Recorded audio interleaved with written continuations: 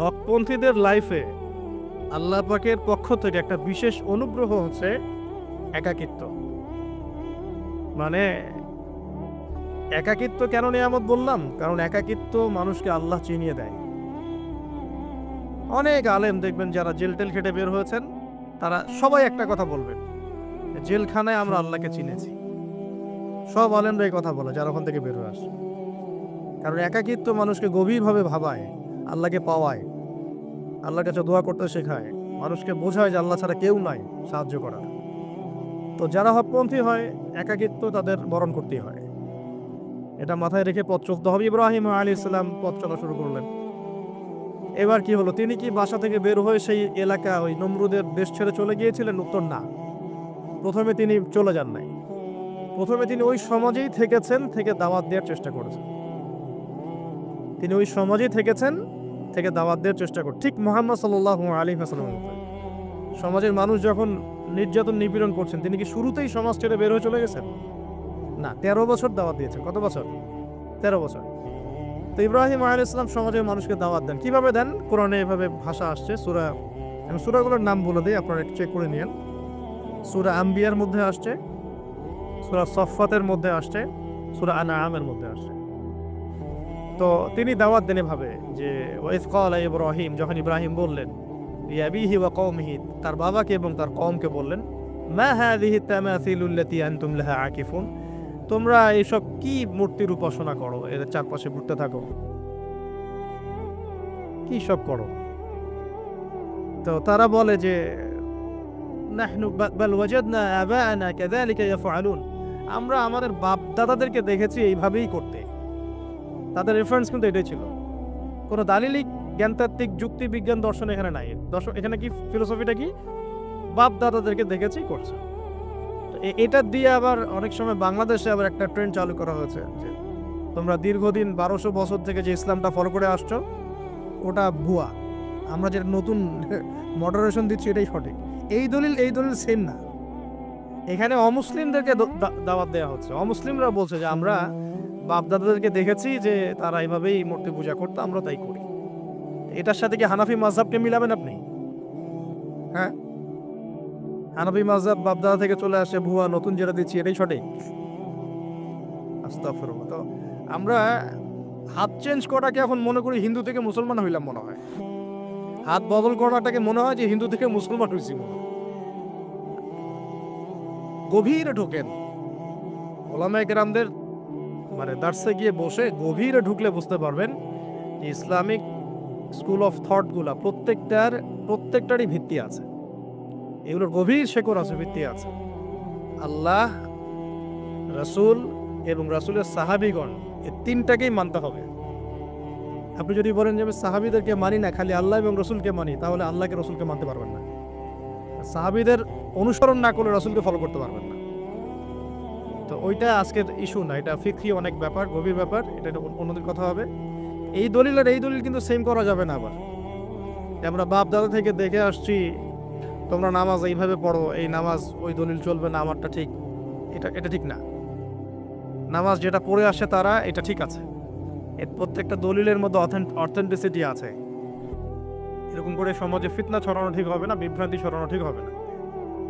এখন আসুন ইব্রাহিম আলাইহিস সালামকে কি আনসার দিচ্ছেন? আমরা আমাদের পিতা মাতাদেরকে দেখেছি, বাপ দাদাকে দেখেছি এরকম তাওয়াফ করতে, মূর্তির চারপাশে পূজা করতে, নজর দিতে। তো ইব্রাহিম আলাইহিস সালাম বলছেন যে হাল ইয়াসমাউনাকুম, এই মূর্তিগুলো কি তোমাদেরকে শুনতে পারে? ইস্তাদউন, যখন তোমরা একে ডাকো। হাল ইয়ানফাউনাকুম, তোমাদের কোনো উপকার আসতে পারে? আও ইয়াদুররুকুম, তোমাদের কোনো ক্ষতি করতে পারে? তার দলিলগুলো কিন্তু অকাট্য। ইব্রাহিম আলাইহিস সালামের দলিলগুলো কিন্তু এখানে, যুক্তিগুলো কিন্তু অকাট্য। আসলে কি সে শুনতে পারে? আসলে কি সে দেখতে পারে? আসলে কি সে তোমার উপকার করতে পারে? তাদের কিন্তু কিছু বলার নাই এখানে।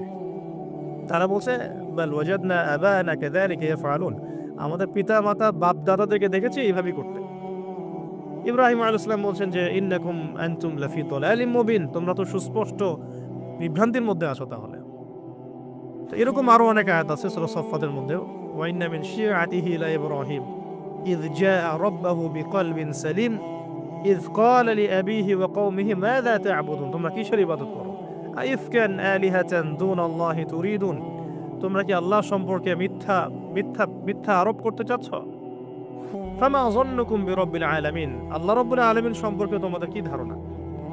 এভাবে তিনি তার কওমকে দাওয়াত দিতে লাগলেন। তাদের কওমের দলিল একটাই ছিল, বাপ দাদাদেরকে দেখেছি এভাবে মূর্তি পূজা করতে, তাই করি।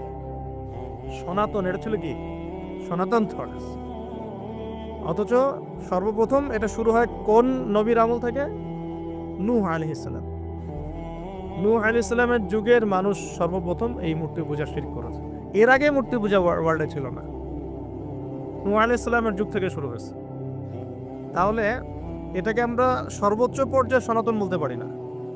তারও আগে যে সময় চলে গেছে, ওই সময় মানুষ তাওহীদপন্থী ছিল। আদম আলাইহিস সালামের যুগে তখন মানুষ এই কাজ করতো না। শুরুটা কেমন করে হলো? ভালো উদ্দেশ্যেই শুরু হয়েছিল, ভালো মনে করে। কেমন? যে মানুষ এরকম চিন্তা করে নিয়েছিল যে এই মানুষগুলো লাত, উজ্জা, হবল, ইয়াগুথ, ইয়াউক, নাসর, ইয়াগুথ, ইয়াউক, নাসর, এই ভালো মানুষগুলো আল্লাহর খুব নেককার বান্দা ছিলেন। তাদের স্ট্যাচু তৈরি করা যায়, তৈরি করলে কি হবে? এগুলোকে দেখলে আমাদের আগ্রহ জন্মাবে ইবাদত করার ব্যাপারে। এটা ছিল ওদের থটস। শয়তান এভাবেই তাদেরকে ইনফ্লুয়েন্স করেছিল আর কি। তারা তাই করলো। এই জেনারেশনটা যখন মারা গেল, পরের জেনারেশন যখন আসলো, তখন শয়তান ওদেরকে বোঝালো, ধরেন 100-200 বছর পরে বোঝালো যে ওরা খুব ভালো মানুষ ছিল, ওদের মূর্তিকে মসজিদের বাইরে না রেখে ভিতরে ঢুকিয়ে ফেলো, তাদেরকে সিজদা করতে হবে না, ভিতরে ঢুকিয়ে ফেলো, ইবাদতে মনোযোগ আসবে। পরের জেনারেশন এই কাজটাই করলো। থার্ড জেনারেশনকে শয়তান বোঝালো যে সরাসরি ওদের কাছে চাইলেই হবে, তারা আল্লাহ পাকের অনেক মানে কি আনুগত্য প্রাপ্ত, নৈকট্য প্রাপ্ত বান্দা, সরাসরি তাদের কাছে চাইলেই হবে। আল্লাহর কাছে চাওয়া এখানে চাওয়া একই কথা, ওখানে সেজদা করা এখানে সেজদা করা একই কথা। এখান থেকে শুরু হলো সরাসরি স্ট্যাচু ওয়ার্শিপ। সরাসরি স্ট্যাচু ওয়ার্শিপিং এখান থেকে শুরু হয়েছে। তা আমরা আমাদের হিন্দু ভাই বোন যারা আছেন, আমাদের আশপাশে অমুসলিম ভাই বোন, তাদের প্রতি সম্মান রেখেই এই হিস্ট্রিগুলো পড়তে বলবো আর কি, এবং যুক্তি দর্শনগুলো খুঁজতে বলবো। আসলে কি তারা শুনতে পায়? আসলে কি সে আমার কোনো উপকার করতে পারে? আসলে কি সে আমার কোনো ক্ষতি করতে পারে? আসলে কি সে সৃষ্টিকর্তার প্রতিমূর্তি হতে পারে কিনা? তো আমরা এটা আহ্বান জানাবো, আমরা কারো ধর্মীয় অনুভূতিতে আঘাত করব না। ইসলাম আমাদেরকে এটা শেখায় না। ইসলাম এটা শেখায় যে মানুষকে হিকমার সাথে, প্রজ্ঞার সাথে দাওয়াত দেয়া, যাতে করে তারা জাহান্নামের রাস্তা থেকে ফিরে আসতে পারে ইনশাআল্লাহ। এখন আসুন, আরও একটা দাওয়াত ইব্রাহিম আলাইহিস সালাম তার কওমকে দিলেন। সেটা কি? এবার এখানে সমাজের মানুষের সাথে ওই সমাজের ধর্ম নেতারাও ছিল। সমাজে কিন্তু কয়েক শ্রেণী মানুষ থাকে, মানে সামাজিক নেতা, ধর্মনেতা, রাষ্ট্রনেতা। তো রাষ্ট্রনেতার পর্যায়ে এখনো ইব্রাহিম আলাইহিস সালাম যান নাই, এখন সমাজ নেতা আর ধর্মনেতা চলছে আর কি। এবার ধর্মনেতা আসলো, এসে ধর্মনেতারা তাকে বোঝানোর চেষ্টা করলো যে এই আসমানের তারা, চাঁদ, সূর্য, প্রকৃতি, গাছপালা, এগুলোও ইলাহ, এগুলোর ইবাদত করা যায়। এই ঘটনা আল্লাহ রাব্বুল আলামিন সূরা আনআমের মধ্যে বলেছে। তো ইব্রাহিম আলাইহিস সালামকে তারা দেখাচ্ছে, এটা আরবীয় একটা কাব্যিক ভাষায় কোরআনে এসেছে, চমৎকার ভাষায়, যে ফালাম্মা জান্না আলাইহিল লাইল, যখন তার উপর রাত আচ্ছাদিত হলো, রাআ কাওকাবা, তখন ইব্রাহিম আলাইহিস সালাম কি দেখলেন? আকাশে তারা দেখলেন। ঠিক আছে, তারা মূর্তি পূজার এখানেই আছে, ধর্মনেতারাও এখানেই আছে। তো তিনি বলছেন হাযা রব্বি, এটা আমার রব। ফালাম্মা ফালা, যখন তারকাগুলো অস্তমিত হলো, ক্বালা লা উহিব্বুল আফিলিন, আমি তো অস্তমিত যাওয়া জিনিসকে পছন্দ করি না। রব তো অস্তমিত যাবে না, এখানেও যুক্তি লাগবে, তো আমার ফিলোসফি লাগবে, আমার এখানে দর্শন লাগবে, এখানে তো আমাকে মানে প্রজ্ঞা দিয়ে বোঝাতে হবে। এটা তো অস্তমিত হয়ে গেল, এটা তো রব হতে পারে না। ফালাম্মা রাআল কামারা বাযিগান, যখন সে চাঁদকে দেখলো জ্বলজ্বল করছে একদম। আর এখনকার চাঁদ দেখা আগের চাঁদ দেখা দেখ না, এখন তো আমরা চাঁদের আলোই খুঁজে পাই না, তখনকার চাঁদ তো অন্যরকম। বাযিগান মানে জ্বলজ্বল করছে। তখন তিনি বললেন হাযা রব্বি, এটা আমার রব। তখন ফালাম্মা ফালা, যখন এটাও অস্তমিত হয়ে গেল, তিনি বলছেন লাইল্লাম ইয়াহদিয়ানি রব্বি লাকুনান্না মিনাল কওমিদ দাল্লিন, আল্লাহ যদি আমাকে হেদায়েত না দেন তাহলে আমি এই দল্লিনদের অন্তর্ভুক্ত হয়ে যাব। ইব্রাহিম আলাইহিস সালাম বলছেন ফালাম্মা রাআ শামসা বাযিগাতান, যখন এবার সূর্যকে দেখলেন দিনের বেলা, এটা তো আরো বড়। হাযা রব্বি হাযা আকবার, এটা আমার রব, এটা সবচেয়ে বড়। হাযা আকবার, এটা সবচেয়ে বড়। ফালাম্মা আফালাত, এটা যখন অস্তমিত হয়ে গেল, তখন তিনি বলছেন এই কথাটা যে ইয়া কওমি ইন্নী বারিউম মিম্মা তুশরিকুন, হে আমার কওম, তোমরা যেগুলোকে দিয়ে আল্লাহর সাথে শরিক করছো, এখান থেকে আমি আমার চেহারাকে ফিরিয়ে নিলাম। সুবহানাল্লাহ। তখন তিনি এই কথাটা বলেন, ইন্নী ওয়াজ্জাহতু ওয়াজহিয়া লিল্লাযী ফাতারাস সামাওয়াতি ওয়াল আরদা হানিফাও ওয়া মা আনা মিনাল মুশরিকিন, আমি আমার চেহারাকে ফিরিয়ে নিচ্ছি এই আসমান সমূহ এবং জমিনের সৃষ্টিকর্তার দিকে, এবং আমি মুশরিকদের অন্তর্ভুক্ত নই। ইন্না সলাতি ওয়া নুসুকি ওয়া মাহইয়ায়া ওয়া মামাতি লিল্লাহি রাব্বিল আলামিন, আমার সালাত, আমার কুরবানি, আমার স্যাক্রিফাইস, আমার জীবন, আমার ফুল লাইফ, আমার মৃত্যু সবকিছু কার জন্য? জগৎ সমূহের প্রতিপালক আল্লাহর জন্য। লা শারীকা লাহু, তার কোনো শরীক নাই। ওয়া বিযালিকা উমিরতু, এই একনিষ্ঠভাবে তার ইবাদত করার জন্যই আমি আদিষ্ট হয়েছি। ওয়া বিযালিকা উমিরতু ওয়া আনা মিনাল মুসলিমিন, এবং আমি মুসলিমদের অন্তর্ভুক্ত। এই শুরু হলো এবার পুরো স্পষ্টভাবে তাওহীদের ঘোষণা দেয়া। তবে ইব্রাহিম আলাইহিস সালামের এক একটা পদক্ষেপ কি যৌক্তিক না, বৈজ্ঞানিক না, এবং অকাট্য প্রমাণ আছে না, এগুলোকে কিন্তু ভেদ করতে পারছে না তারা। এবার ইব্রাহিম আলাইহিস সালাম চিন্তা করলেন তারা এবার উচিত শিক্ষা দিতে হবে। তবে আগে বলে নেই, এই যে উচিত শিক্ষাটার কথা বলছো, এটা আবার আপনারা খবরদার ভুলেও কোথাও দিতে যায় না, ঠিক আছে? এটা তো সময় আছে। ইব্রাহিম আলাইহিস সালামের সাথে নবী সাল্লাল্লাহু আলাইহি ওয়াসাল্লামের জীবনের মিলের কথা বলছিলাম। নবী সাল্লাল্লাহু আলাইহি ওয়াসাল্লাম মক্কা বিজয়ের আগে কি কখনো মূর্তির গায়ে হাত দিয়েছেন কিনা বলেন? দিয়েছেন? যখন মক্কা বিজয় হয়ে গেছে, পুরো স্টেটই আপনার, অথরিটি আপনার, তখন আপনি আপনার অ্যাকশন নিতেই পারেন, সেটা আপনার ব্যাপার, তখন আপনি কি করবেন? মুহাম্মদ সাল্লাল্লাহু আলাইহি ওয়াসাল্লাম কাবা ঘরে ঢুকে তখন মূর্তি ভেঙেছেন এবং বলেছেন ওয়াকুল জাআল হক ওয়া যাকাল বাতিল ইন্নাল বাতিলা কানা যাহুকা, তাই না? তো ইব্রাহিম আলাইহিস সালাম এবার শিক্ষা দেওয়ার চিন্তা করছেন। তিনি বলছেন যে যখন এরা মেলাতে যাবে, ওই উৎসবে যাবে, তখন আমি এদেরকে দেখে নিব। এটা কোরআন চমৎকারভাবে বলেছে যে إذ قال لأبيه وقومه ماذا تعبدون أئفكا آلهة دون الله تريدون فما ظنكم برب العالمين فراغ إلى آلهتهم فقال ألا تأكلون। ইব্রাহিম আলাইহিস সালাম এবার যখন ওরা মেলায় চলে গেছে, তো যাওয়ার আগে আবার ইব্রাহিম আলাইহিস সালাম বলছিলেন যে ইন্নী সাকিম, আমি হচ্ছি অসুস্থ। আমি কি অসুস্থ? নাযারা নাযরাতান ফিন নুজুম, ইব্রাহিম আলাইহিস সালাম রাতের বেলা আকাশের দিকে তাকালেন একবার, তাকিয়ে ওদেরকে বললেন যে ইন্নী সাকিম, আমি অসুস্থ। এটা কৌশল, আমি অসুস্থ, এটা কৌশল। এই কৌশল আবার সব জায়গায় খাটাতে যায় না। তো এবার যখন তারা চলে গেল, ফারাগা ইলা আলিহাতিহিম ফাকালা আলা তাকুলুন, এবার তিনি ওই মূর্তি গৃহ যেটা ওদের, ওখানে ঢুকে বলছেন যে আলা তাকুলুন, তোমাদের কি হলো, খাচ্ছ না কেন? কাদেরকে বলছে এই কথা? মূর্তি, খাচ্ছ না কেন? আলা তাকুলুন ফারাগা ইলা আলিহাতিহিম ফাকালা আলা তাকুলুন মা লাকুম লা তানতিকুন, কি হলো, কথা বলছো না কেন? মা লাকুম লা তানতিকুন, কি হলো, কথা বলছো না কেন? এবার ফারাগা আলাইহিম দরবাম বিল ইয়ামিন, এবার ইয়ামিন মানে ডান হাত, ডানাতে যা পেয়েছিলেন আর কি, তা দিয়ে সবগুলোকে ভেঙে চুরমার করে দিয়েছে। ব্যাস। এবার ওরা যখন আসলো, এসে বলছে যে আনতা ফাআলতা হাযা বিআলিহাতিনা ইয়া ইব্রাহিম, হে ইব্রাহিম, তুমি কি আমাদের উপাস্যদের সাথে এই কাজ করেছো?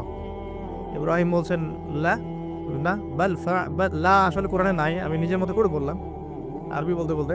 বাল ফাআলাহু কাবীরুহুম হাদা, বড় এই বড়টা এই কাজ করছে, এর মধ্যে সবচেয়ে বড় যেটা আছে এই ব্যাটার কাজ, আমি করি নাই, আমি তো করি নাই। তখন ওরা তো এটা তো হতভম্ব হয়ে গেল, যে সে বলছে যে তুমি তো জানো, তুমি তো খুব ভালো করেই জানো যে তারা কথা বলতে পারে না, নড়াচড়া করতে পারে না, কিছুই করতে পারে না। তখন তিনি বললেন, তাহলে তোমরা কেন এমন ইলাহের উপাসনা করো যে কথাও বলতে পারে না, শুনতেও পারে না, দেখতেও পারে না, তোমার উপকারও করতে পারে না, ক্ষতিও করতে পারে না? কিন্তু এবারও কিন্তু যুক্তি নাই, কোনো তাদের কাছে কোনো দলিল নাই, কোনো প্রমাণ নাই, কোনো যুক্তি দর্শন কিছু নাই। এবার শুরু হলো জুলুম। জালেমের কাজ কি? যুক্তি, জ্ঞান, দর্শন, বিজ্ঞান এগুলো দিয়ে যখন পরাস্ত, এগুলো দিয়ে পারছি না, এবার পেশি শক্তি। এবার কি? পেশি শক্তি। ব্যাস, এবার পেশি শক্তি।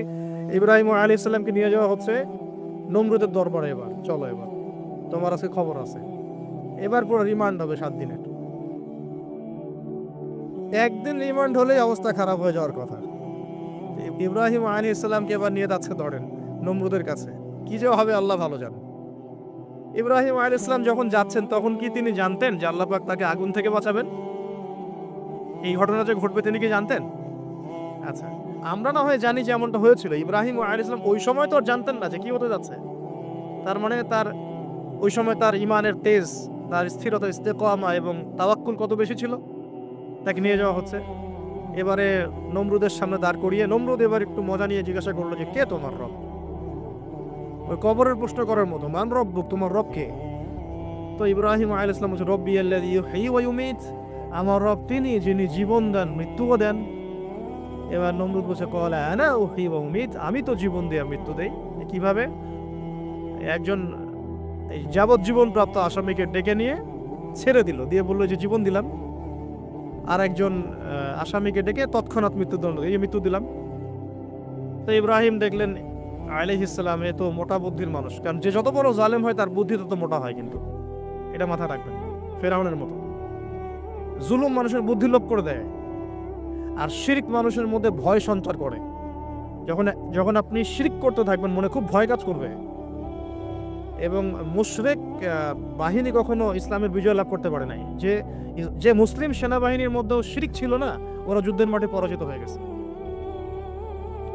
ইতিহাস ঘাটবেন, মুসলিম যে সেনাবাহিনীর মধ্যে শিরক ছিল ওই সেনাবাহিনী পরাজিত হয়ে গেছে।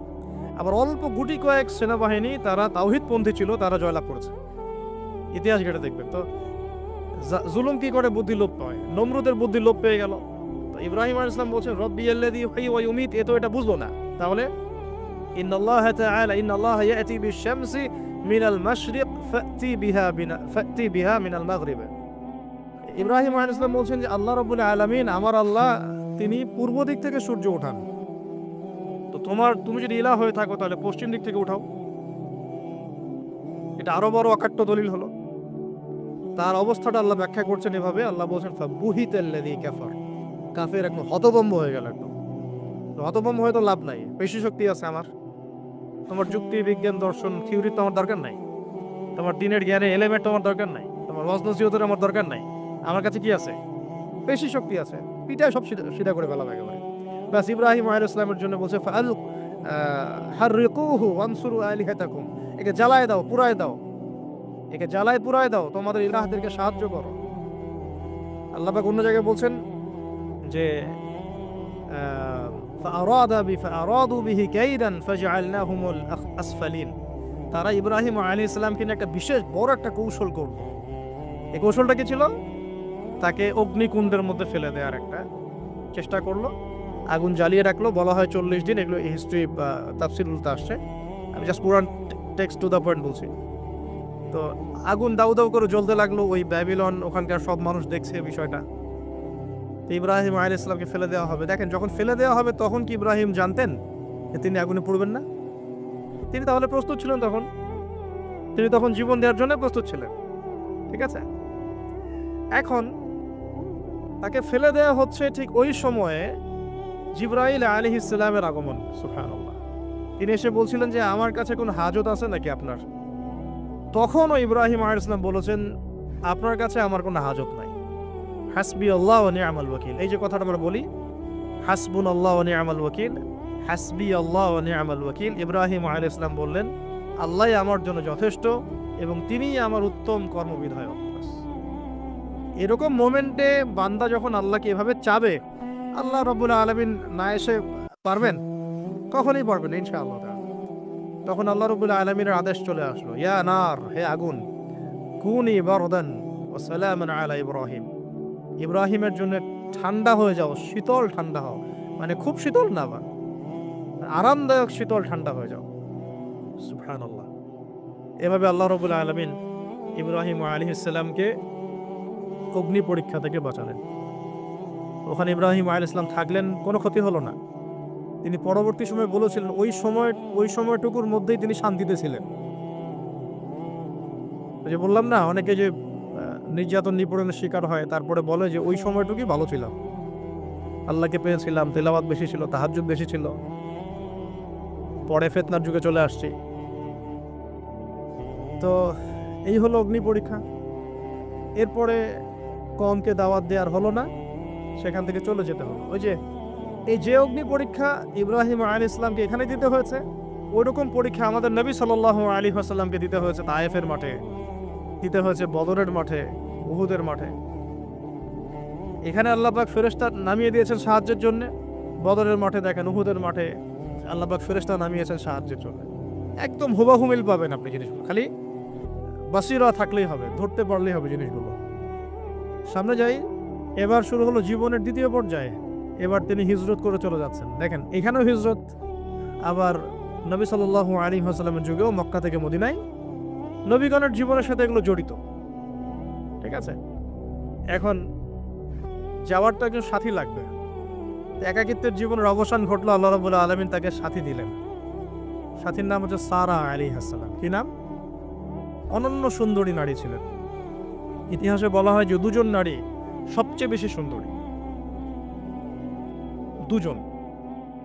আমাদের মতো আর্টিফিশিয়াল সুন্দরী না, আর্টিফিশিয়াল সুন্দরী কথা বলো, অরিজিনালি সুন্দরী দুজন নারীর কথা বলা হয়েছে। একজন হচ্ছেন হাওয়া আলাইহিস সালাম, অনন্য সুন্দরী নারী ছিলেন, এবং আরেকজন সারা আলাইহিস সালাম, তিনি পরম সুন্দরী নারী ছিলেন। দেখেন সারা আলাইহিস সালাম, তার গর্ভ থেকে কিন্তু পরবর্তীতে মানে সন্তান তো প্রথমে হচ্ছিল না, তাই না? শেষ বয়সে গিয়ে সন্তান হলো। হাজরা আলাইহিস সালামের গর্ভ থেকে কি ইসমাইল, আর সারা আলাইহিস সালামের গর্ভ থেকে ইসহাক। ইসহাক আলাইহিস সালামের পরে ইয়াকুব, আর ইয়াকুবের পরবর্তী বংশধর যারা তারা কি বনু ইসরাইল। তাই বনু ইসরাইলের মধ্যে ইউসুফ হাসান, ইউসুফ সবচেয়ে সুন্দর ছেলে না? সারা আলাইহিস সালামের সৌন্দর্য, সুবহানাল্লাহ, কথা বুঝতে পারছেন? মায়ের সৌন্দর্য, মার বাবা, তারা ছিলেন পরম সুন্দর। এখন সারা আলাইহিস সালামের সাথে বিয়ে হলো। দেখেন এই যে লম্বা সময় আলোচনা করলাম, এই সময়টুকুর মধ্যে ইব্রাহিম আলাইহিস সালামের দাওয়াতে মাত্র দুজন মানুষ মুসলমান হয়েছে। কজন? একজন হলো তার স্ত্রী সারা, আর একজন হচ্ছে তার ভাতিজা, তার নাম লুত। ভাতিজার নাম কি? লুত। পরবর্তীতে তিনিও নবী হয়েছিলেন, এবং তাকে সাদুম গোত্রের কাছে পাঠানো হয়েছিল। কোন পাপের কারণে? হোমোসেক্সুয়ালিটি, সমকামিতা, যেটা এখন বিজ্ঞাপন দিয়ে প্রচার করা হয়। এবং ঢাকা শহরে যদি একটা শুমারি করা হয়, দেখবেন এদের সংখ্যা কম হবে না। ঢাকা শহরে যাকে শুমারি করা হয়, দেখবেন এদের সংখ্যা কম হবে না। এখন যদি ভূমিকম্প আসে, আমরা কি লা ইলাহা ইল্লাল্লাহ বলবো? বলেন তো, আমরা তো ডেকে নিয়ে আসতেছি ভূমিকম্প, আমরা ডেকে নিয়ে আসতেছি যে আল্লাহ পাক বলছেন এগুলো করো না, গজব আসবে। আমরা করছি আর এটাকে ডেকে নিয়ে আসতেছি, আসো। আর এদিকে আমরা মানে রড সিমেন্টের অ্যাডভার্টাইজ করতেছি আর কি, এগুলো দিয়ে বাড়ি বানালে কোনোদিন ভাঙবেও না, কাঁপবেও না। আমাদের চিন্তাগুলো কেমন হয়ে গেছে জানি। আল্লাহ পাক জেনা, ব্যভিচার, মাদক, পর্নোগ্রাফি, এই সমকামিতার এইসব পাপের কারণে এরকম গজবগুলো নাজিল করেন। শুধু ঢাকায় কেন, এরকম বড় বড় মেগা সিটিজ যেগুলো আছে, এগুলোতে এখন এটার অধিকার তারা চাচ্ছে, আন্দোলন করে অধিকার চাচ্ছে। আপনার রেইনবো ফ্ল্যাগ দেখবেন, রংধনু ফ্ল্যাগ। রংধনু ফ্ল্যাগ মানেই সমকামিতা। অ্যাডভার্টাইজ দিয়ে দিয়ে, পোস্ট দিয়ে দিয়ে এখন মানুষ, আগে যেমন মেয়েরা বাসায় গিয়ে গিয়ে কিছু সার্ভিস দিত না, মানে খারাপ সার্ভিসের কথা বলছি আর কি, এখন এভাবে ছেলে ছেলেকে সার্ভিস দেওয়ার জন্য ডাকতেছে। এটা কোনো গাল গল্প করছি না, এটা বাস্তবতা। যদি আমাকে বলেন যে আপনি চোখের সামনে প্রমাণ দেন, আমি দিতে পারবো না। যদি আপনি আমাকে 1 মাসের জন্য অথরিটি দেন ঢাকা শহরে, তাহলে দিতে পারবো উইদিন 1 মাসের মধ্যে। এখন যদি আমাকে বলেন আমার চোখের সামনে এনে দেন, আমি দিতে পারবো না। তো আমি তাত্ত্বিকভাবে পড়ে অনলাইনে দেখছি। যদি বলেন যে 1 মাসের অথরিটি আপনাকে দিলাম, খুঁজে বের করে দেন, 7 দিন লাগবে না ইনশাআল্লাহ। তো কথা হচ্ছে এইটাই, যে এই যে সাদুম গোত্রের কাছে পাঠানো হচ্ছে লূত আলাইহিস সালামকে সমকামিতার পাপের কারণে। পরবর্তীতে এই কমটাকে ধ্বংস করা হয়েছে। আল্লাহ পাক এমনভাবে ধ্বংস করেছেন যেটা ইতিহাসে কখনো করেন নাই। ফেরেশতাদের পাখা দিয়ে আল্লাহ পাক মাটিকে উপরে তুলে আবার উল্টা দিকে দাফন করে দিয়েছেন, আকাশ থেকে পাথর বর্ষণ করেছেন। এখন এইটা যদি সারা বিশ্বে ছড়িয়ে পড়ে, তাহলে ওই রকম শাস্তি আবার আসবে না? স্বাভাবিক না? এটা আসতে পারে। আর এটার মূল কেন্দ্র হচ্ছে পশ্চিমা সভ্যতা। এখান থেকে সারা দুনিয়ায় ছড়িয়ে পড়তেছে। বাংলাদেশের মতো মুসলিম কান্ট্রিতেও দিন দিন সমকামিতা বাড়ছে। আমাদের বোনদের, আমাদের ভাইদের, গার্ডিয়ানদের অনেক বেশি সচেতন থাকা দরকার। কোনো কোনো ক্ষেত্রে মাদ্রাসার মধ্যেও দেখা গেছে এগুলো, হিপসখানাতেও দেখা গেছে এগুলো। পর্নোগ্রাফির কারণে এগুলো হচ্ছে, পর্নোগ্রাফির কারণে মানুষের রুচি বিকৃত হচ্ছে এবং সে নারী পুরুষ, গরু ছাগল হাঁস মুরগি কোনো কিছু তোয়াক্কা করছে না। কয়েকদিন পর এটাও যদি দেখেন অবাক হবেন না যে মানুষ পশু পাখির সাথে জেনা করতেছে। এটাও যদি দেখেন আমি অ্যাটলিস্ট অবাক হব না। ধাপ ছিল একটা, প্রথমে মানুষ কি করতো, অবৈধ প্রেম করতো, এই সম্পর্কে জেনা করতো, পরে পরকীয়া শুরু করলো, তারপরে এখন সমকামিতা শুরু হলো, সমকামিতার পরে এখন চাইল্ড অ্যাবিউজিং শুরু হয়েছে, বাচ্চা কাচ্চাদেরকে রেপ করা হচ্ছে, ছোট ছোট মেয়েদেরকে, ছোট ছোট বাচ্চাদেরকে, ইভেন ছোট ছোট ছেলেদেরকেও। এরপরে যদি গবাদি পশুর সাথে জেনা করতে দেখেন অবাক হওয়ার কিছু নেই, কিচ্ছু নেই অবাক হওয়ার। এখন বলেন আমরা শাস্তির দ্বার প্রান্তে আছি না? অ্যাটলিস্ট আমরা যারা দিনকে ভালোবাসি, আমাদের একটা আইডিওলজি ফলো করি, নৈতিকতার কথা বলি, আমরা আমাদের পরিবার, আমাদের ভাই বোন, আমাদের ছেলে মেয়ে, তাদের প্রতি আমাদের খুব সতর্ক দৃষ্টি রাখতে হবে, সর্বোচ্চ সতর্ক থাকতে হবে। আর আমাদের দিনী বোনদেরকেও রিকোয়েস্ট করবো আমরা, যে ভাইদেরকেও তো বলি, বোনদেরকেও বলছি, বিয়ের আগে কোনো প্রকার অবৈধ সম্পর্ক নাই, বিয়ের আগে কোনো প্রকার অবৈধ কোনো সম্পর্ক না। আর এখন অমুসলিম ছেলে আর মুসলিম মেয়ে প্রেম করতেছে, এগুলোকে নিয়ে অনলাইনে অনেক লেখালেখি হচ্ছে দেখলাম কয়েকদিন আগে। তো কিছু বোন আমাকে রিকোয়েস্ট করেছিলেন যে একটু আপনার মুখ দিয়ে যদি মানুষ জানতে পারে এটা, যে কোনো অবস্থাতেই মুসলিম মেয়ে কোনো অমুসলিম ছেলের সাথে প্রেম করতে পারে না। মুসলমান ছেলের সংখ্যা কম হয়ে গেল, যে বিয়ে করার জন্য মুসলমান ছেলে খুঁজে পাওয়া যাচ্ছে না। পরবর্তীতে তারা সেই মুসলিম বোনের ইজ্জত নষ্ট করে তাকে গর্ভবতী করে দিয়ে ভেঙে যাচ্ছে। এটা ওদের একটা মিশন। আর ওদের মিশনের কথা আমি পরে বলবো।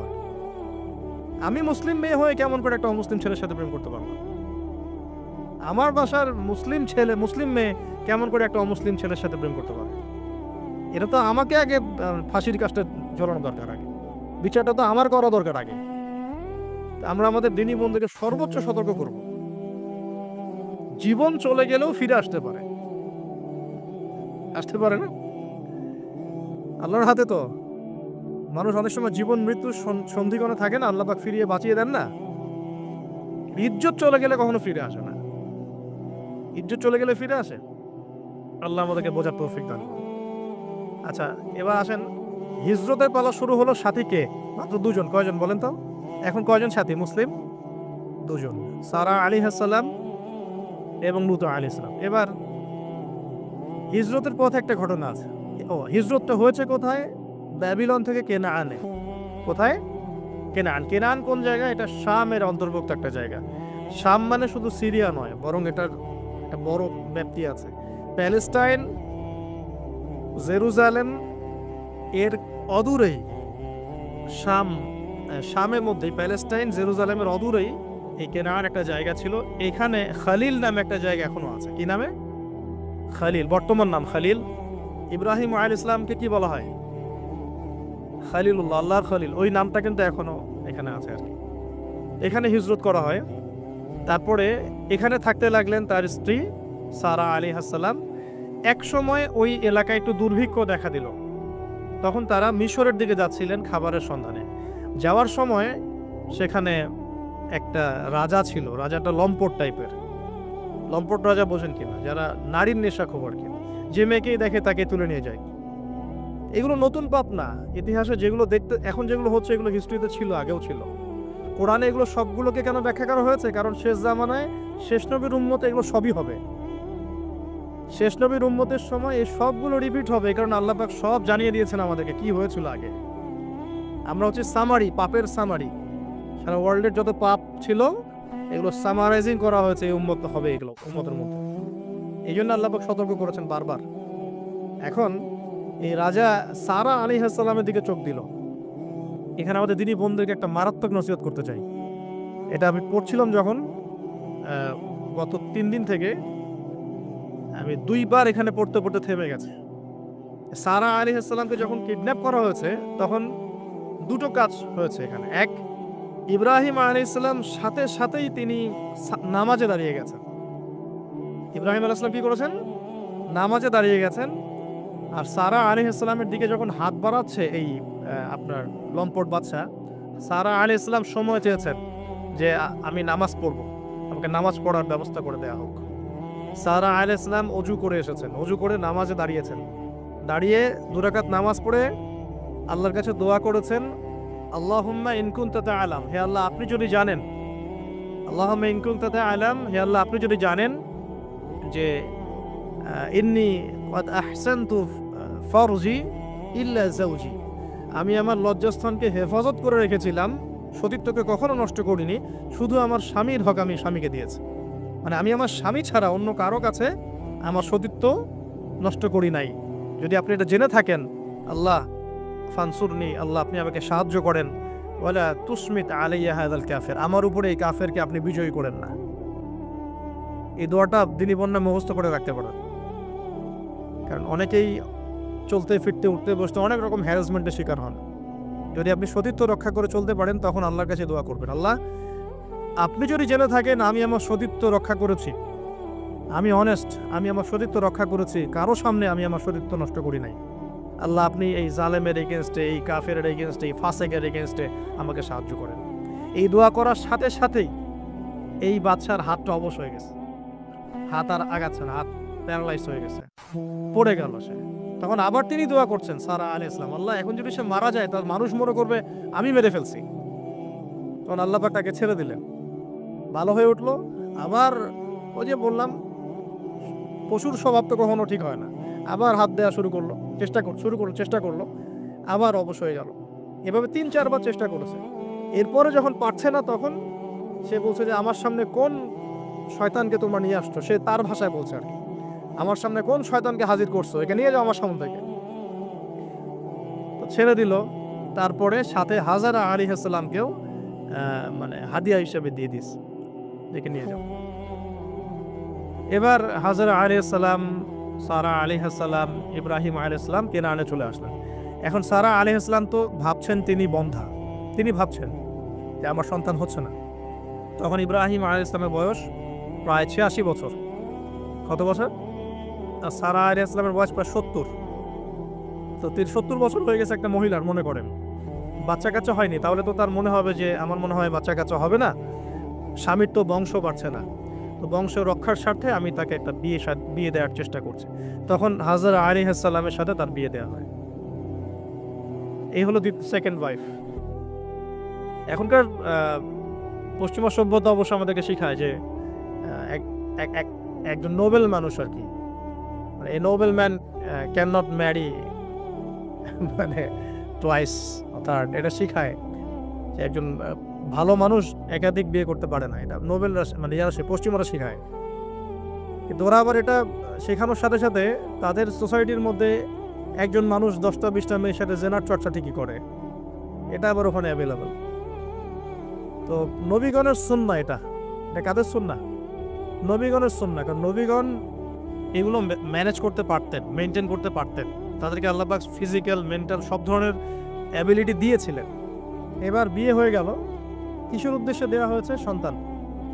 এবার 86 বছর বয়সে আল্লাহ রাব্বুল আলামিন ইব্রাহিম আলাইহিস সালামকে সন্তান দান করলেন। সুবহানাল্লাহ। এই সন্তানের নাম কি? ইসমাঈল আলাইহিস সালাম। সন্তান জন্ম হয়ে গেল, পরীক্ষাও। ইব্রাহিম আলাইহিস সালামের জীবন তো পুরোটাই পরীক্ষা। বাবার থেকে বিচ্ছিন্নতা পরীক্ষা, আগুনের পরীক্ষা, সমাজ থেকে বিচ্ছিন্নতা পরীক্ষা, আবার এই যে এখন পরীক্ষা, আরো বড় বড় পরীক্ষা শুরু হচ্ছে। কি পরীক্ষা? এবার বলছেন স্ত্রী এবং সন্তানকে রেখে আসো মক্কায়। খুব খেয়াল করে দেখেন এই জায়গা থেকে ইব্রাহিম আলাইহিস সালাম, তার বিশ্বাস ছিল যে মক্কাতে আল্লাহ রাব্বুল আলামিন আমার স্ত্রী এবং সন্তানকে কিন্তু মেরে ফেলবেন না ইনশাআল্লাহ। কিন্তু তিনি তো মানুষ, তিনি বুঝতে পারছেন জনমানব শূন্য একটা জায়গায় আমার স্ত্রী সন্তান কিভাবে থাকবে। একটু পানি নিলেন, খেজুর নিলেন, রেখে আসছেন। যখন রেখে আসছেন ওই সময়টার কথা হাদিসের মধ্যে আসছে যে তিনি মানে রেখে চলে আসছেন, পিছন দিকে হাঁটা শুরু করেছেন, তার স্ত্রী দৌড়ে আসছেন বারবার। চিন্তা করেন একটু, মানে আবেগ দিয়ে ভাবেন জিনিসটাকে। আইনা তাযহাবু ইয়া ইব্রাহিম, কোথায় যাচ্ছেন আপনি? স্ত্রীকে তখনও বলা হয়নি যে তোমাদেরকে রেখে চলে যাবো এখান থেকে। স্ত্রীকে তখনও কিন্তু বলা হয় নাই যে তোমাকে রেখে চলে যাবো এখানে, তোমার সন্তানের এই যে দুধের বাচ্চা রেখে চলে যাবো, তখনও কিন্তু তারা জানেন না। জিজ্ঞাসা করছেন আইনা তাযহাবু ইয়া ইব্রাহিম, কোথায় যাচ্ছেন ইব্রাহিম, কোথায় যাচ্ছেন ইব্রাহিম? বুকের মধ্যে পাথর বাঁধা তখন, বুকের মধ্যে তখন ইব্রাহিম আলাইহিস সালাম কি পাথর বাঁধা। এটা পুরুষ, এই ফিলিংসগুলো পুরুষরা বুঝবে, মেয়েরা বুঝবে না। এই বুকে বুকে পাথর বেঁধে হাসি মুখে থাকার যে অনুভূতি, এটা পুরুষরা বুঝবে, মেয়েরা বুঝবে না, তাই না ব্যাপারটা? ইব্রাহিম আলাইহিস সালামের বুকে তখন পাথর বাঁধা, তিনি কথাই বলতে পারতেছেন না, তিনি কথাই বলতে পারতেছেন না। তখন তিনি বললেন যে আপনি কি আল্লাহর হুকুমে রেখে যাচ্ছেন আমাদেরকে এখানে? তখন ইব্রাহিম শুধু মাথা নাড়লেন, মুখ দিয়ে হ্যাঁও বলেন নাই, মাথা নাড়ছেন খালি। তখন মাশা আল্লাহ এই যে ইসমাইলের মা আলাইহিস সালাম, তিনি বলছেন যে তাহলে আল্লাহ পাক, তাহলে আল্লাহ রাব্বুল আলামিন, আর যদি আপনি আল্লাহর হুকুমেই আমাদেরকে রেখে রেখে গিয়ে থাকেন, তাহলে আল্লাহ পাক আমাদেরকে কোশ্চিন কালেও ধ্বংস করবেন না ইনশাআল্লাহ। এমন মহান তাওয়াক্কুলকে দেখালেন স্ত্রী হাজেরা আলাইহিস সালাম। এবার আসেন, উনিও কিন্তু দেখতে পাচ্ছেন যে আশপাশে কোনো মানুষই নাই, জনমানুষ শূন্য জায়গা, পানি নাই, খাবার নেই, কিছুই নাই। এবার ইব্রাহিম যখন চলে আসলেন একটা পাহাড়ের আড়ালে গিয়ে দাঁড়ালেন কিছু দূর এসে, তখন হাত তুলে আল্লাহর কাছে দোয়া করা শুরু করলেন। রব্বি, সূরা ইব্রাহিমের মধ্যে আসছে, রব্বি ইন্নী আসকানতু মিন যুররিয়্যাতি বিওয়াদিন গায়রি যি যার'ইন ইনদা বাইতিকাল মুহাররাম রব্বানা লিয়ুকিমুস সালাহ ফাজআল আফইদাতাম মিনান নাসি তাহওয়ি ইলাইহিম ওয়ারযুকহুম মিনাথ থামারাতি লাআল্লাহুম ইয়াশকুরুন। সুবহানাল্লাহ, তিনি দোয়া করছেন, আল্লাহ আমি আমার স্ত্রী এবং আমার সন্তানকে জনমানবহীন বিরান একটা জায়গায় তোমার ঘরের কাছে রেখে আসলাম। আল্লাহ এই কারণে যাতে করে তারা নামাজ কায়েম করে। কি করে? আল্লাহ তুমি মানুষের মনগুলোকে তাদের দিকে ঘুরিয়ে দিও এবং তাদেরকে ফল ফলাদি দিয়ে রিজিক দিও, যাতে করে তারা তোমার শুকরিয়া আদায় করতে পারে। এখনো দেখেন ওই জায়গায় নামাজ ঠিকই কায়েম হচ্ছে, ওই জায়গায় কিন্তু নামাজ পড়েও যেমন শান্তি, নামাজের আসল রুহানিয়াত ওখানে বোঝা যায়। 24 ঘন্টা ওখানে নামাজ তাওয়াফ সাই চলতেই আছে, 1 মিনিটের জন্য বন্ধ হচ্ছে না দেখেন। তারপরে মানুষের মন অটোমেটিক ওখানে ঘোরানো থাকে, সবাই চায় জীবনে অন্তত একটাবার হজ করতে, একটাবার আল্লাহর ঘর দেখতে। আর পৃথিবীর এমন কোনো ফল পাবেন না সেখানে নাই। অথচ ওখানে কিন্তু খুব কৃষিভিত্তিক কিছু চাষ হয় না, খুব একটা চাষ হয় না। ইব্রাহিম আলাইহিস সালামের দোয়ার বরকত দেখেন, কি বরকত! ব্যাস আল্লাহ রাব্বুল আলামিন কবুল করলেন। এবার এই যে খাবার পানি যখন ফুরিয়ে আসলো, তখন এই যে মা হাজেরা আলাইহিস সালাম ছোটাছুটি শুরু করলেন সাফা আর মারওয়ায়, সাফা মারওয়ায়। একবার সাফার উপরে ওঠেন, একবার মারওয়া। এখনকার সাফা মারওয়া না, এখন মোজাইক দিয়ে টাইলস করে দেওয়া সাফা মারওয়া না, যেটা আমরা সাই করি, এই সাই সেই সাই না। ওইটা তখন ছিল একদম রুক্ষ একটা জায়গা, জীর্ণ শীর্ণ একদম ভূমি ছিল। এখন তো কয়েক তালা হয়েছে এটা, যারা উমরা হজ করেছেন বা হজ করেছেন তারা জানেন। তো এরকম বিরান জায়গা সাফা মারওয়া, একজন মহিলা, একজন নারী, তার কি জাজবা! সে এই শক্তি কোথায় পাচ্ছে? সেই শক্তি পাচ্ছে কোথায়? সেই তাওয়াক্কুল কোথায় পাচ্ছে? কোন আশা নিয়ে সে ছুটছে আর কি? আর আমরা কোন আশা নিয়ে দুনিয়ার পথে ছুটছি আর কি? পানি, বাচ্চা এদিকে কান্নাকাটি করছে, বাচ্চা কান্নাকাটি করছে, চিৎকার করছে, সে দৌড়াচ্ছে, একবার সাফা একবার মারোয়া, একবার সাফা একবার মারোয়া। আমরা যখন হজ করতে যাই, উমরা করতে যাই, কখনো এই ফিলিংসই আসে না আমাদের মধ্যে। ওইখানে গিয়ে সেলফি উঠানো শুরু করে মানুষ। আমরা গিয়েছিলাম, অবাক হয়ে যায়, ওখানে সেলফি উঠে মানুষ বসে বসে। সাফা মারওয়া সাইয়ের কোনো ফিলিংসই নাই। এটা হাজেরা আলাইহিস সালামের স্মৃতি। আল্লাহ পাকের কাছে এই দৌড়াদৌড়ি এতই ভালো লেগেছে, আল্লাহ পাক কিয়ামত পর্যন্ত রেখে দিয়েছেন সুবহানাল্লাহ। একজন নারীর সম্মানে এই সন্তান, মায়ের বাঁধন, সুবহানাল্লাহ, এগুলা আসলে বলে বোঝানো যায় না ফিলিংসগুলা। এই 7 বার সাইয়ের মধ্যেই আল্লাহ রাব্বুল আলামিনের এই যে হুকুম চলে আসলো। দেখেন যে ইসমাইলের পায়ের কাছ থেকে পানির ফোয়ারা বের হচ্ছে। এই পানির ফোয়ারা বের করে দিয়ে গেলেন কে? জিবরাইল আলাইহিস সালাম। আর তিনি বলে গেলেন যে তোমরা কষ্ট নিও না, এখানে আল্লাহর ঘর হবে, এই ছেলে আর তার বাবা মিলে ঘর নির্মাণ করবে। এবার তিনি এই যে পানি জমজম কূপ তৈরি হয়ে গেল, পানি হলো, পানি দেখে পাখি আসলো। কি আসলো প্রথমে? পাখি কিন্তু পানি খোঁজে। এরপরে ওখানে ওই পাখিকে দেখে একদল মানুষ আসলো আর কি। এই মানুষগুলো ইয়েমেন থেকে আসছে। কোথেকে? এবং এই গোত্রই পরবর্তীতে আরবে বিস্তার লাভ করেছে। এই গোত্রের মেয়ের সাথে ইসমাঈল আলাইহিস সালামের বিয়ে হয়েছে। পরবর্তীতে এই গোত্রের হাত ধরে কুরাইশ বংশ হয়েছে এবং এই কুরাইশ বংশে আমাদের শেষ নবী মুহাম্মদ সাল্লাল্লাহু আলাইহি ওয়াসাল্লামের জন্ম হয়েছে। বুঝতে পারলেন? এই হলো ইতিহাস। তো তারা পানি চেয়েছিল, তো হাজরা আলাইহিস সালাম বলেছিলেন যে পানি দিতে পারে এক শর্তে, এখানে বসতি স্থাপন করতে হবে। ওরা তো আরো ভালো, বসতি স্থাপন করবো, পানিও পাবো, সব তো আরো ভালো হলো। এখানে ইসমাঈল আলাইহিস সালাম বড় হন, পরবর্তীতে এখানকারই এক মেয়েকে তিনি বিয়ে করেন, নারীকে বিয়ে করেন। তার বংশতে আসে মুহাম্মদ, তার বংশতে আস্তে আস্তে যে কুরাইশ, বনু হাশিম, বনু মাখজুম, এগুলো হতে হতে হতে মুহাম্মদ সাল্লাল্লাহু আলাইহি ওয়াসাল্লাম কুরাইশ বংশে জন্ম নেন। তাহলে আমাদের নবীর পিতা কে বলেন? ইসমাঈল। কোন কে? ইসমাঈল আলাইহিস সালামকে বলা হয় আরব জাতির পিতা, আলাদা করে আরব জাতির পিতা। আর তখনই কিন্তু আরবি ভাষাটাই, যে আমরা যে এখনকার যে আরবি ভাষাটা দেখছি, এই আরবি ভাষাটা কিন্তু এই বনু জোহরুন গোত্র থেকে আসছে আর কি। বুঝতে পারছেন? এই গোত্রের ভাষা ছিল এই ক্লাসিক্যাল আরবি ভাষা, আমরা যে আরবিটা এখন চর্চা করি। তো এবার ইসমাঈল আলাইহিস সালামের বয়স যখন এবার আবার একটু বড় হলো, বেশি হলো, 10 থেকে 13 বছর, তখন আরেকটা পরীক্ষা। এর মাঝে মাঝে বাবা আসেন, দেখেন যান, দেখেন যান। এখন শেষ বয়সে যারা সন্তান পেয়েছেন তারা এই জিনিসগুলো বুঝেন।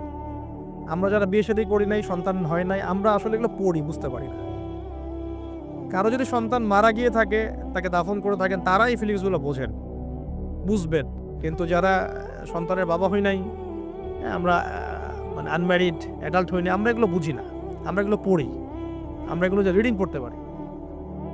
ঠিক আছে? জীবনে নিজের সাথে একটা কিছু হয়ে গেলে সেটার অভিজ্ঞতা আমরা যেভাবে বুঝি, না হলে তো আমরা বুঝি না। এখন শেষ বয়সে সারা জীবন দোয়া করার পরে শেষ বয়সে গিয়ে আল্লাহ পাক একটা বাচ্চা দিলেন, ইসমাঈল আলাইহিস সালাম, তাকে আবার রেখে আসতে বললেন দূরে। এই বাচ্চা আবার একটু বড় হয়েছে, মাঝে মাঝে দেখা হয়, যাওয়া আসা হয়, যাওয়া আসা হয়। এই বাচ্চার বয়স হয়েছে এখন 10 থেকে 13 বছর। আল্লাহ পাক বলছেন একে জবাহ করতে হবে, কুরবানি করতে হবে। তো ইব্রাহিমের জীবনের পরীক্ষাগুলো দেখেন। এবার এই স্মৃতি তো সামনে আসছে আমাদের। এই যে আমরা সাইর কথা বললাম, এটা আমাদের হাজিদের এখন এই কাজ করবেন তারা সামনে। আমরা যে কাবা ঘরের কথা বলছি, এখন তারা সেখানে আছে। আমরা এখানে নামাজের কথা বলছি, তারা সেখানে নামাজ পড়ছেন। এই জিনিসগুলো না জেনে, না পড়ে, না বুঝে হজমরা করতে গেলে স্বাদ পাবেন না, তো টেস্টটা পাবেন না। এখানে বয়স হলো 13 বছর, 15 বছর, কুরবানি করতে বলেন। কুরবানি যে আমরা করি, গরু ছাগল কুরবানি দেই, আমরা তো ফিলিংসই বুঝি না যে আসলে আমরা কি করতেছি,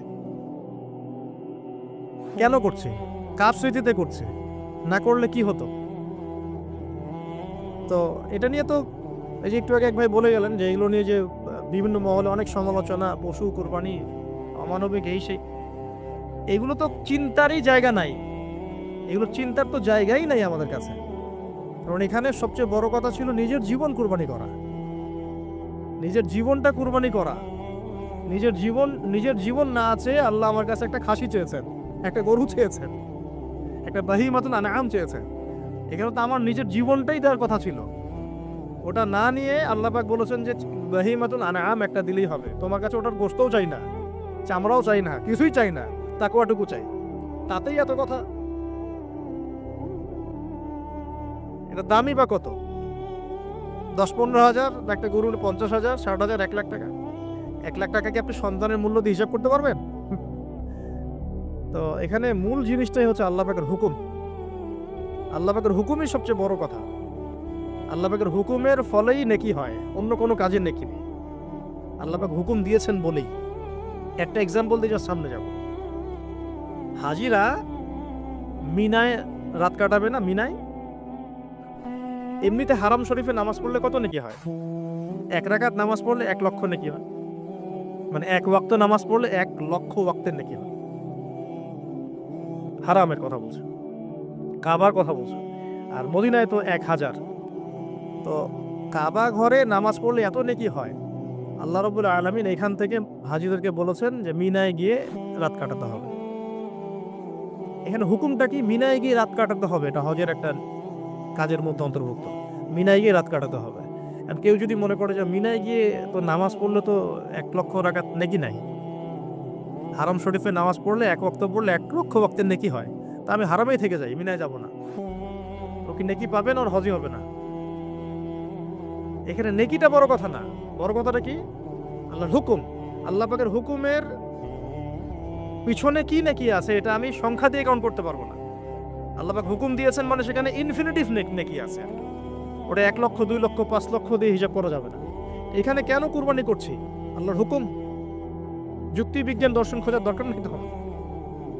তো এবার আল্লাহ রাব্বুল আলামিন কিভাবে বলছেন কোরআনে? আল্লাহ পাক বলছেন, ইব্রাহিম আলাইহিস সালাম বলেন, ইন্নী যাহিবুন ইলা রাব্বি সায়াহদিন, আমি চললাম আমার রবের পথে, তিনি আমাকে পথ দেখাবেন।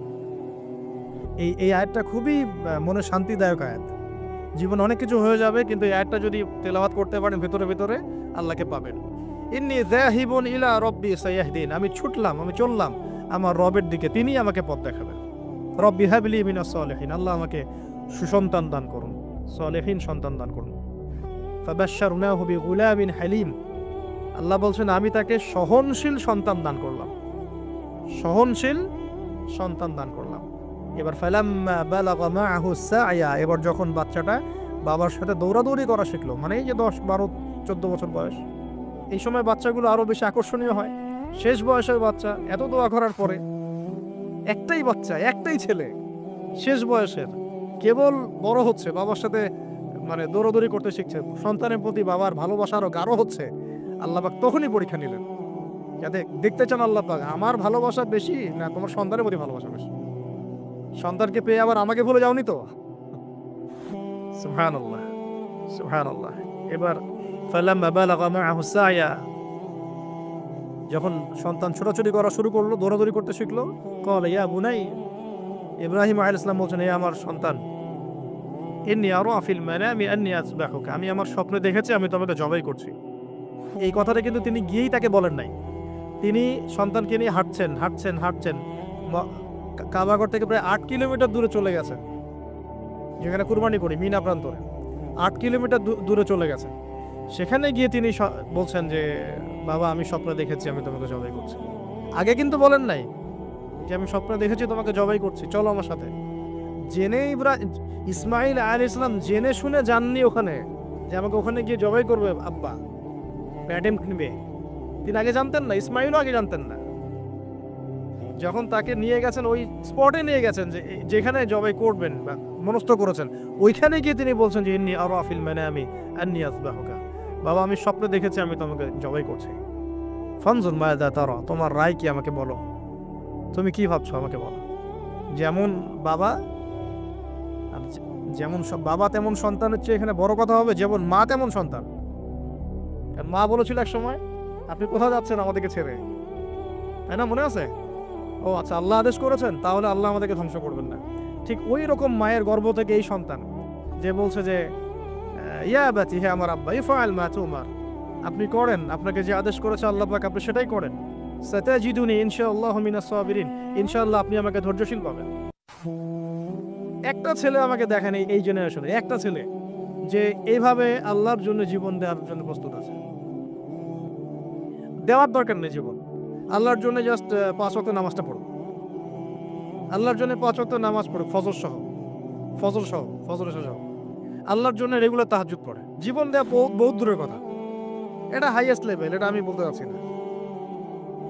আল্লাহর জন্য কোরআনটা হিফজ করেছে, একটা পড়া হিফজ করেছে, বা অ্যাটলিস্ট আল্লাহর জন্য কোরআন তেলাওয়াত করা শিখেছে, জাস্ট রিসাইট করা শিখেছে। আল্লাহর জন্যে মানে কোনো মাদ্রাসায় বা কোনো উস্তাদের কাছে বা কোনো কোর্সে 6 মাস 1 বছর 2 বছর পড়াশোনা করেছে, আল্লাহর জন্য একটু দাওয়াতি কাজ করেছে, আল্লাহর জন্য একটা বই লিখেছে, আল্লাহর জন্য দিন প্রতিষ্ঠার কিছু চেষ্টা করেছে, মানে আল্লাহর জন্য কিছু করেছে। এই এখনকার যে হিউজ জেনারেশনটা আছে, লাখ লাখ কোটি কোটি ছেলে মেয়ে, এখান থেকে আপনি আমাকে 5% ছেলে মেয়ে দেন, ইনশাল্লাহ দিন কায়েম করে দিব বাংলাদেশ, ইনশাল্লাহ। 5% দেন, খালি খুঁজে বের করে প্রত্যেকটা ঘরে ঘরে একটা করে এরকম ছেলে আছে নাকি যে বলতে পারে যে ইয়া আবাতি ফাআল মা তুমার সাতাজিদুনি ইনশাআল্লাহু মিনাস সাবিরিন। কি শিক্ষা মা দিয়েছেন ছেলে সন্তানকে, কি শিক্ষা মা দিয়েছেন সন্তানকে, কি শিক্ষা মা দিয়েছেন সন্তানকে। আর এরকম মাই বা কোথায় পাবেন এখন আপনি, এরকম মাই বা কোথায় পাবেন বাসায় বাসায়? সব স্টার জলসা জি বাংলা মা এখন। হ্যাঁ, ঘরে ঘরে এগুলো মা সব এখন, স্টার জলসা মা, জি বাংলা মা, হলিউড বলিউড ঢালিউড সব ভর্তি। এদের তো কি, এদের জীবনটাই পাশবিক, এর জীবনটাই পাশবিক। এমন মাদেরকে স্ত্রীদেরকে আমরা ঘরে নিয়ে আসতেছি, স্বামীর হায়াত কমে রেখে দিচ্ছে একেবারে, সারাদিন দুনিয়া দুনিয়া দুনিয়ার দুনিয়া। হাজারার মতো মা ছাড়া কি ইসমাইলের মতো জেনারেশন আসবে কিনা বলেন দেখি? হাজেরা আলাইহিস সালামের মতো মা ছাড়া ইসমাইলের মতো জেনারেশন সম্ভব? আর ইসমাইলের মতো জেনারেশন না পেলে বাংলার জমিনে বা সারা বিশ্বে দিন প্রতিষ্ঠা হবে? কোনোদিনও সম্ভব না। তো ইসমাইল আলাইহিস সালামের এই কথার পরে, এই কথা যখন বাস বাবা তো এখন বুঝে ফেললেন যে আমার ছেলে তো যেই সেই ছেলে না, সে আবার ইনশাআল্লাহ বলেছে, ইনশাআল্লাহ মিনাস ফালাম্মা আসলামা ওয়া তাল্লাহু লিল জাবিন। আল্লাহ পাক এত চমৎকার করে কোরআনের মধ্যে মানে আয়াতগুলোকে নিয়ে এসেছেন, বালাগাত এত উঁচু, মানে ফালাম্মা আসলামা, যখন তারা দুজনে আত্মসমর্পণ করলো। কিসের সামনে আত্মসমর্পণ করলো? আল্লাহর হুকুমের সামনে আত্মসমর্পণ। এটাই ইসলাম। ইসলাম মানে কি? এই যে এইটা ইসলাম, আল্লাহর হুকুমের সামনে মাথা নত করার নাম ইসলাম। আর আমরা তো প্রত্যেকটা কাজের পিছনে লজিক খুঁজি। নামাজ কেন পড়তে হবে, রোজা কেন রাখবো, যাকাত কেন দিব? তো তোমাকে কেন খুঁজতে কে বলেছে? আল্লাহ বলেছেন তাই করব, রাসূল বলেছেন তাই করব, আল্লাহ নিষেধ করেছেন তাই করব না, রাসূল নিষেধ করেছেন তাই করব না। এত যুক্তি দর্শনের কি দরকার? সব তো আমার মাথায় ধরবে না। এই যে ফালাম্মা আসলামা, এই যে ইসলাম শব্দটা এখানে আছে, ফালাম্মা আসলামা, যখন তারা দুজন ইসলাম কবুল করলো না, এখানে যখন তারা দুজন আত্মসমর্পণ করলো, আল্লাহর হুকুমের সামনে মাথা নত করলো, ওয়া তাল্লাহু লিল জাবিন, ডান দিকে উপর করে কাত করে শুইয়ে দিল সন্তানকে, জবাই করার সময় যেমন করে শোয়াই আমরা, ব্যাস এই পর্যন্ত ঘটনা। তারপরে আল্লাহ পাক বলছেন ওয়া নাদাইনাহু ইয়া ইব্রাহিম, তখন আমরা ইব্রাহিমকে আওয়াজ দিলাম, হে ইব্রাহিম, হে ইব্রাহিম, হে ইব্রাহিম, কদ সাদ্দাকতা রুইয়া, তুমি তোমার স্বপ্নকে সত্যায়ন করেছো, তুমি তোমার স্বপ্নকে সত্যায়ন করেছো। দেখেন, এটা স্বপ্ন, এটা কিন্তু জিবরাইল আলাইহিস সালাম এসে সরাসরি ওহিও করেন নাই, যে যেমন এসে সরাসরি বলা যে আপনার সন্তানকে কুরবানি করতে হবে, কিন্তু স্বপ্ন এটা আরো বড় পরীক্ষা। কারণ স্বপ্ন, শয়তান ওই সময় 3 বার পাথর নিক্ষেপ করেছে না, শয়তান বোঝানোর চেষ্টা করেছে এটা তো স্বপ্ন, ভুলও হতে পারে, এটা তো স্বপ্ন, মিথ্যা স্বপ্নও দেখতে পারো। তখন তিনি 3 বার শয়তানকে পাথরও মেরেছেন, মনে আছে? ওইটা কিন্তু হাজিরা এখনো করছেন না? দেখেন আরো বড় পরীক্ষা। এখানে কিন্তু সরাসরি জিবরাইল আলাইহিস সালাম এসে বলেন না যেটা করেন, বরং স্বপ্নের মধ্য দিয়ে মেসেজ দেওয়া হচ্ছে। এখন তো আমরা অনেকে স্বপ্নের অস্তিত্ব অস্বীকার করি। স্বপ্ন সত্য হতে পারে অনেকেরই, অমুসলিমেরও স্বপ্ন সত্য হতে পারে। ইউসুফ আলাইহিস সালামের ওই 2 বন্দী মুসলিম ছিলেন না যারা স্বপ্ন দেখেছিলেন যে আমার মাথা থেকে রুটি খেয়ে ফেলা হচ্ছে, আমি শরাব পান করেছি, তারা কিন্তু মুসলিম ছিলেন না। ওই রাজাও মুসলিম ছিল না যে রাজা স্বপ্ন দেখেছে দুর্ভিক্ষ হবে। তো স্বপ্নের সত্যতা আছে, তবে সেটা সত্য স্বপ্ন একরকম, মিথ্যা অলিক স্বপ্ন আরেক রকম। আর নবীগণের স্বপ্ন কি হয়? ওয়াহি হয়। নবীগণের স্বপ্ন এক প্রকার, ওয়াহি হয়। এবার যখন পাশ ফিরিয়ে দিলেন, আল্লাহ পাক ডাকলেন, ফানাদাইনাহু ইয়া ইব্রাহিম কদ সাদ্দাকতা রুইয়া, আপনি আপনার স্বপ্নকে সত্যায়ন করেছেন। কদ সাদ্দাকতা রুইয়া, এটা ছিল আল্লাহর পক্ষ থেকে একটা বড় পরীক্ষা। ওয়া ফাদাইনাহু বিযিবহিন আযীম, এখানে আসছে এটা, ওয়া ফাদাইনাহু বিযিবহিন আযীম। এরপর আল্লাহ পাক সেখানে একটা মহান কুরবানি দিলেন, এই যে আমাদের কুরবানির সুন্নাত আসলে। ওয়া তারাকনাহু লিল আখিরিন, এবং পরবর্তীদের জন্য এই সুন্নতটাকে আমি রেখে দিলাম। সুবহানাল্লাহ, মানে কিয়ামত পর্যন্ত এখন এই সুন্নাত থাকবে ইনশাআল্লাহ। কদ সাদ্দাকতা রুইয়া ইন্না কাযালিকা নাজজিল মুহসিনিন ইন্না হাযা লাহুয়াল বালাউল মুবিন। وفديناه بذبح عظيم وتركناه للآخرين سلام على إبراهيم। এবার শেষে আসছে ইব্রাহিম আলাইহিস সালামের প্রতি শান্তি বর্ষিত হোক, সালামুন আলা ইব্রাহিম। আমরা বলি সালামুন আলা ইব্রাহিম আলাইহিস সালাম। এবার পরীক্ষায় পাস, আল্লাহ রাব্বুল আলামিন সব পরীক্ষায় যখন ইব্রাহিম আলাইহিস সালাম পাস করে গেলেন, তখন তাকে জাতির পিতা ঘোষণা করলেন। মনে আছে? ওয়াইদ ইবতালা ইব্রাহিম রাব্বাহু বিকালিমাত, যখন আল্লাহ রাব্বুল আলামিন ইব্রাহিমকে বহু পরীক্ষা করলেন, অনেকগুলো পরীক্ষা করলেন, যখন তিনি পরীক্ষায় উত্তীর্ণ হয়ে গেলেন, তখন আল্লাহ পাক বলছেন ইন্নী জাইলুকা লিন-নাসি ইমামা, আমি তোমাকে পুরো মানব জাতির ইমাম বানিয়ে দিলাম। সুবহানাল্লাহ। এখান থেকেই আমরা বলছি যে তিনি হচ্ছেন পুরো মুসলিম উম্মার কি জাতির পিতা। এবার আসেন পরীক্ষা শেষ, পুরস্কার লাগবে। পুরস্কার কি? পুরস্কার হচ্ছে এখন ছেলে আর বাবা মিলে এখন কাবা ঘর বানাও তোমরা। সুবহানাল্লাহ, কত বড় সম্মান! আল্লাহ পাকের ঘর নির্মাণ করো বাবা ছেলে মিলে, বাস ছেলে বাবা মিলে কাবা ঘর নির্মাণ করছে। দেখেন এই স্মৃতিটাও কত মধুর, ছেলে বাবা মিলে কাবা ঘর নির্মাণ করছে। দেখেন, হ্যাঁ, ওয়াতাহির বাইতি লিত-তাইফিনা ওয়াল আকিফিনা ওয়া রুকআইস সুজুদ, আমার এই ঘরটাকে কি করো, পবিত্র রাখো তাওয়াফকারীর জন্য, ইতিকাফকারীর জন্য, নামাজ পড়বে যারা। এখনো সেটা চলছে, কিন্তু এখনো চলছে। এরপরে বানানো শেষ, তখন দুজনে দোয়া করছেন, দুটো দোয়া, রব্বানা তাকাব্বাল মিন্না ইন্নাকা আনতাস সামিউল আলিম। এটা আমরাও দোয়া করি, রব্বানা তাকাব্বাল মিন্না ইন্নাকা আনতাস সামিউল আলিম ওয়া তুব আলাইনা ইন্নাকা আনতাত তাওয়াবুর রহিম। এটা একটা দোয়া করেছেন। রব্বানা ওয়াবআথ ফীহিম রাসূলাম মিনহুম ইয়াতলু আলাইহিম আয়াতিকা ওয়া ইউআল্লিমুহুমুল কিতাবা ওয়াল হিকমা ওয়া ইউযাক্কিহিম ইন্নাকা আনতাল আজিজুল হাকীম। এই দুটো দোয়া তিনি করেছেন ওখানে। তো দোয়া শেষ, কাবা ঘর নির্মাণ করা শেষ। ইব্রাহিম আলাইহিস সালাম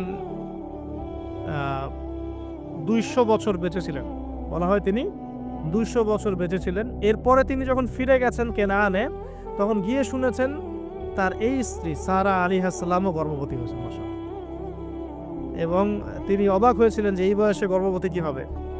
সূরা হিজরের মধ্যে ঘটনাটা আছে যে 2-3 জন ফেরেশতা এসেছেন বাসায় মানুষের রূপ ধরে। তাফসিরে দেখেছি তাদের নাম, একজন জিবরাইল, একজন মিকাইল, একজন ইসরাফিল আলাইহিস সালাম। তিনজন এসেছেন মানুষের রূপ ধরে। এবং ইব্রাহিম আলাইহিস সালাম বাছুর ভুনা করে দিয়েছেন কেটে। ইব্রাহিম আলাইহিস সালামকে কিন্তু এই জন্য বলা হয় মেহমানদের পিতা, মেহমানদেরও পিতা বলা হয়। খুবই মেহমানদারি করতেন তিনি, খুব বেশি মেহমানদারি করতেন। আরবে এই ট্র্যাডিশনটা এখনো আছে, মেহমানদারি করার ট্র্যাডিশনটা এখনো আছে।